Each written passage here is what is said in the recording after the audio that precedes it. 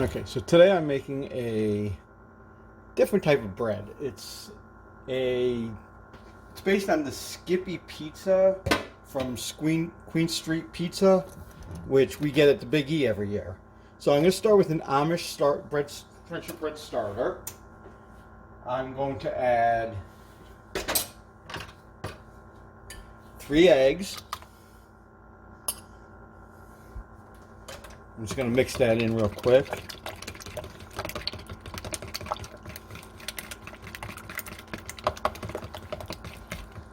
I'm going to add some oil. Measurement, I'll put all the measurements in the, I'll put the actual recipe in the final description once I post the video. Alright, so you can stir that up a little bit.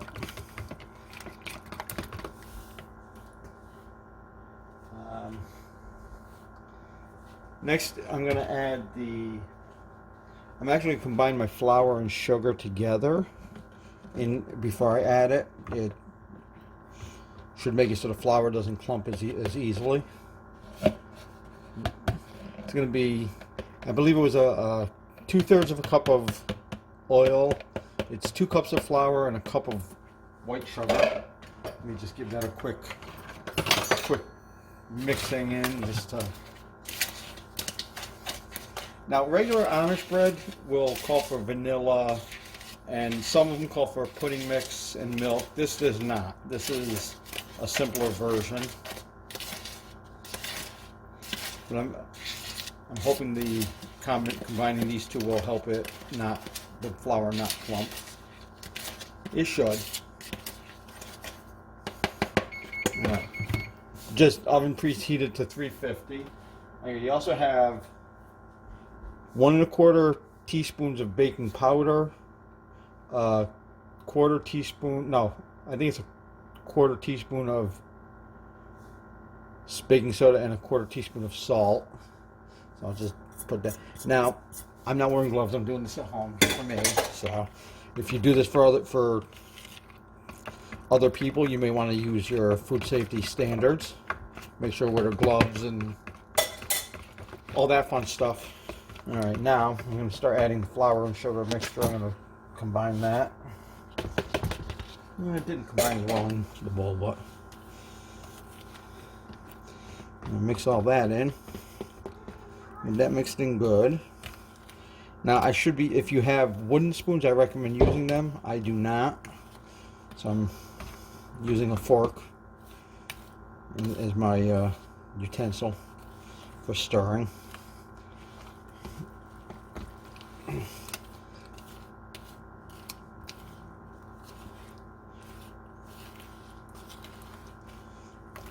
I've been on a little baking kick lately with breads and trying to find new ideas.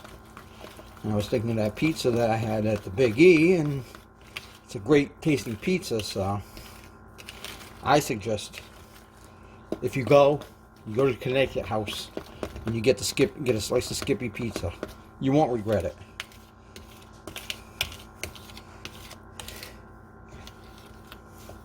The idea behind this is that the bread itself is going to act as the dough for the pizza, and the rest of it is the ingredients you would normally get on the pizza. Okay. So now I have 3 more ingredients to mix in. I'm going to fold them in.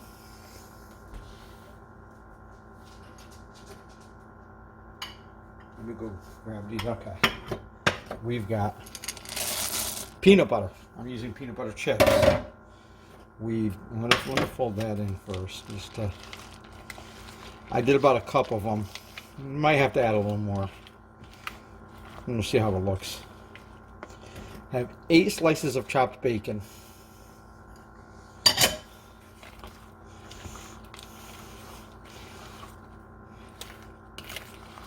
Now, part of this recipe came from a bacon cheddar bread. So I made a few substitutions from that recipe as well, using shredded mozz, so low fat. Mix that in. Did a cup of that as well. As you can see, this makes a pretty thick dough.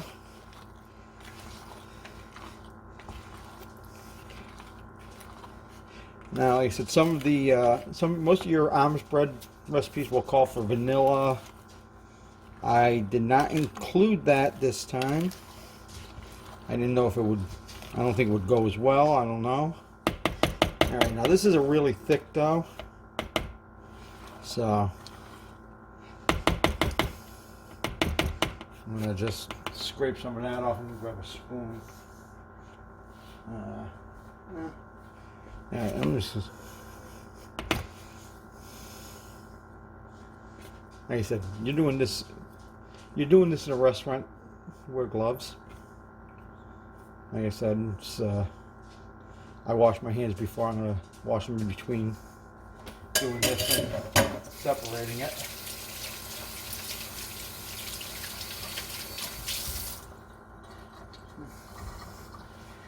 Okay, now I've already greased my pans. I've already set up the oven.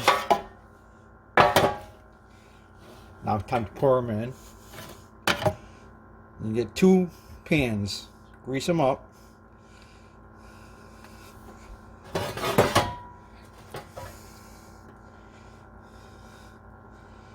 You will get 2 loaves out of this recipe.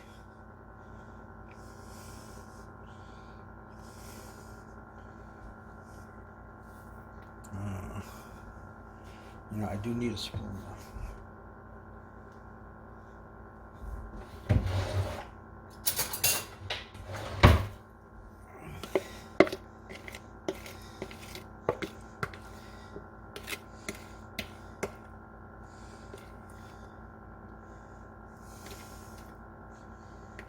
This dough is a little thicker than what I usually get when I make the Amish bread. Probably because I don't have the extra ingredients of the pudding mix and the milk that those call for. This one does not. This particular recipe does not call for it.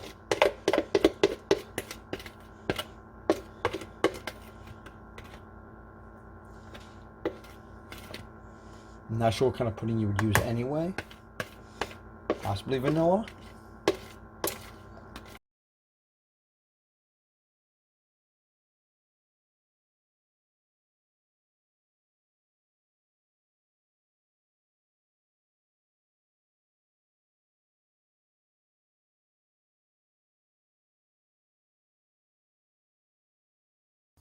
Okay, I'm going to give it a quick check. It's got about 7 minutes left. Let me just move the camera back a little bit. I'm going to do the quick test.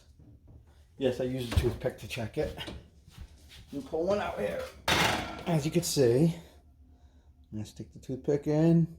All right, toothpick came out clean, so I'm going to do a little on that one. Let's try this one. Okay, they're clean.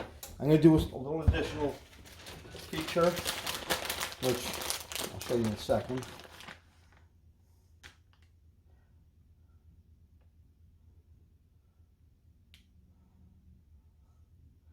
Just because this is a pizza bread, I'm going to do it on one of them just to make it, see if it makes a difference.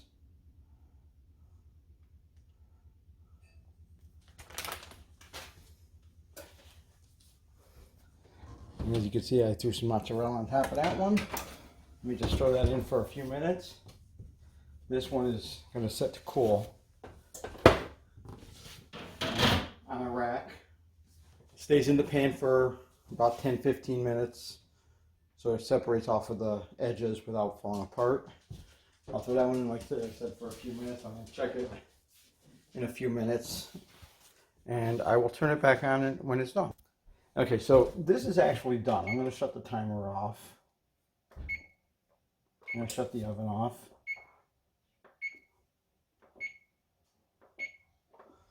And I'm going to pull it out.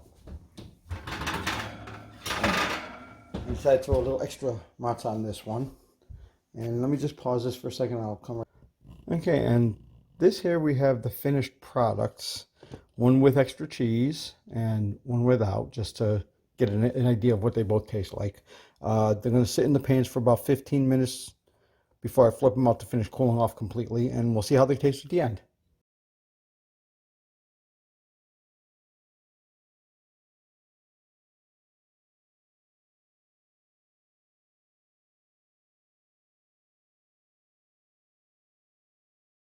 Here we have the out of the pan. You can see they're not very thick. They're not supposed to be, I guess. You know, I suppose you can make it thicker by adding. But you can see one of them I added extra mozz on top just because. And the other one I left without. They've got to cool for about, well, they got to cool completely before cutting them. But that is their finished product for today. It's a Skippy Pizza bread. Thank you for your viewing of this video.